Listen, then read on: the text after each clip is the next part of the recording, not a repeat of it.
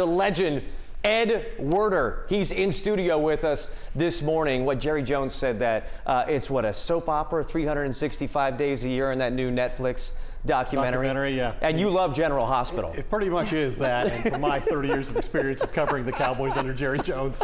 Yeah, but even though we got a Victory Monday this Monday, it doesn't feel like it matters too much because the Cowboys were eliminated from the playoffs before kickoff. But what does it say about the team that they went in to AT&T Stadium last night and just boom! Is that what they did? Wow. Right on the kisser. Right on the kisser for the Tampa Bay Buccaneers. I would say, isn't it ironic that they finally look like a playoff team?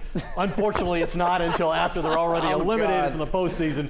For the first time in 4 years, they're going to miss the playoffs. Mike McCarthy's coaching staff, obviously, on expiring contracts. Jerry Jones said that he and McCarthy met in the coach's office at the stadium before the game, after they'd been eliminated. He said they were disconsolate, both of them. Said it was almost like we had lost somebody close to us. McCarthy said it was a gut punch, and yet then they went out there and they beat a team that had a lot to play for, had playoff ambitions, a division lead on the line. And the Cowboys outplayed them, really start to finish, never trailed in the game and made the huge plays at the end. And, Mike Evans, the Bucks receiver, said it best. He said, hey, they played like they deserved to win. They played like they were trying to win the playoff berth, and we didn't. All right, so regular season seems like it's in our rearview mirror right now, okay? But Mike McCarthy, he mentioned that those two fourth quarter takeaways. Yeah, here they are, right here. Right here, which were big and massive. I mean, the Bucks are driving here with less than 2 minutes. They could kick a field goal, win the game. And the defense showed up big time here. Well, Jerry Jones praised two people, Mike McCarthy and Mike Zimmer. Mike Zimmer, as a defensive coordinator, he might save Mike McCarthy's job. Look at these two big plays by the cornerbacks. I mean, you've got Jordan Lewis, who's wearing an elbow brace and maybe shouldn't even be out there, making what Mike McCarthy describes as the play of the year right here, taking the ball away from Jalen McMillan. They fought for it as they fell in the end zone. The veteran taking it away from the rookie.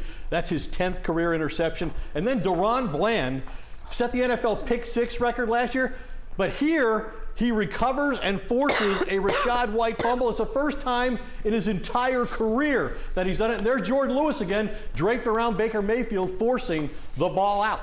Oh my goodness. The defense, they had their foot on the gas a little bit there in the end of the game. And they played when they really needed to. When the moments mattered, they came in and they made it happen. Let's talk about Cooper Rush. He really stepped up to. Yeah, they knew that this was going to be a game where Cooper Rush was going to have to really play well as a backup quarterback. They've now won 4 of his starts. Dak Prescott only won 3 of his starts this year. Remarkable. And what Cooper Rush did really well on a night where they only had 31 yards rushing, that's the second fewest yards rushing they've had in a win in franchise history.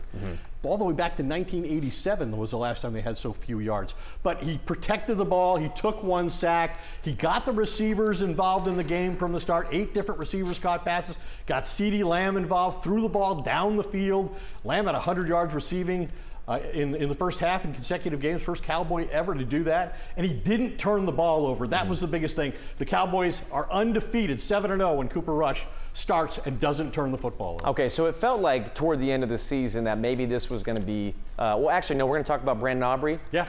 Let's talk about him before. We talk about Mike McCarthy. That'll be our little book in here. But let's talk about Brandon Aubrey because he had a special moment. Yeah, Brandon Aubrey made 2 58-yard field goals and had 3 field goals in this game of more than 50 yards. That's 12 for the year. That's the NFL record with 2 games to play. That's the kind of weapon he is. In fact, Cooper Rush said he got sacked on a 3rd down play, looked up, he were at the 40-yard line. He was mad at himself for taking the sack, thinking he'd given up 3 points. And Aubrey runs onto the field and says, don't worry about it, more yards for me. Yeah, he's had a really great season. And I wanted to make sure that we talked about you, Brandon Aubrey, because kickers make the difference sometimes. They really do. He's made it all year. He's been arguably their best player. All right, so last question here.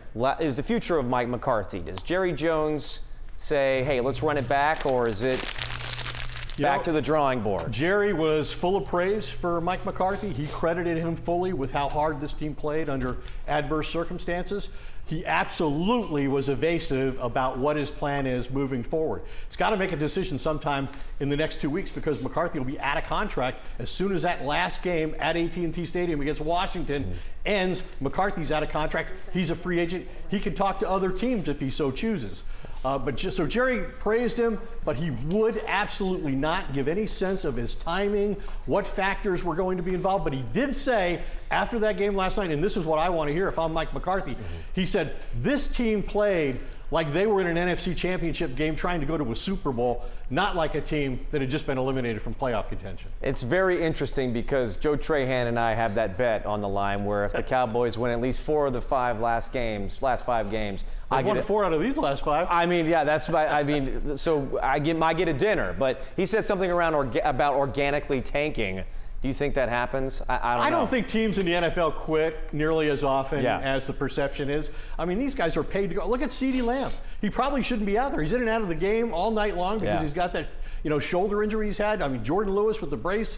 Micah Parsons comes back, and they've been a different team since he came back. So I really don't think so. I think it will be an interesting challenge this week for McCarthy, and the next 2 weeks really to finish it out. This week, they didn't find out they were out of it and had nothing to play for until all the work was already done. The practice week was already finished.